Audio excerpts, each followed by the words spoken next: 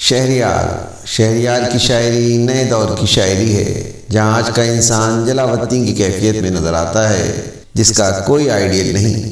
اس پس منظر میں آپ کی شاعری انسان کی بے قراری اور اضطراب کی بیانیہ شاعری ہے، ایسی شاعری جس میں آج کا انسان اسے اپنے سفر میں ایک بند گلی میں آ کر کھڑا ہوا نظر آتا ہے۔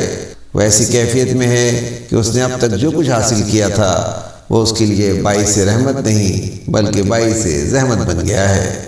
نیند بس تھکن اتارنے کا نام بن گئی ہے، نیند کا تعلق خوابوں سے پاک ہو گیا ہے۔ مشینی دور کا انسان مشین جیسا ہو گیا ہے، سوئچ آن اور سوئچ آف۔ نیند بیٹری چارج کرنے کا نام رہ گئی ہے۔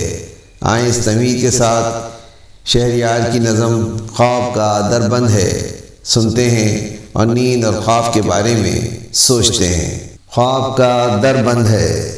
میرے لیے رات نے آج فراہم کیا ایک نیا مرحلہ، میرے لیے رات نے آج فراہم کیا ایک نیا مرحلہ، نیندوں سے خالی کیا اشکوں سے بھر دیا کاسا میری آنکھ کا، نیندوں سے خالی کیا اشکوں سے بھر دیا کاسا میری آنکھ کا، اور کہا کان میں نے ہر ایک جرم سے تم کو بری کر دیا، اور کہا کان میں نے ہر ایک جرم سے تم کو بری کر دیا، میں نے صدا کے لیے تم کو رہا کر دیا، میں نے صدا کے لیے تم کو رہا کر دیا، جاؤ جدھر جاؤ تم، جاؤ جدھر جاؤ تم، جاگو کے سو جاؤ تم، جاگو کے سو جاؤ تم۔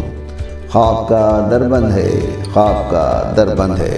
شاعر شہریار، آواز سراج الدین۔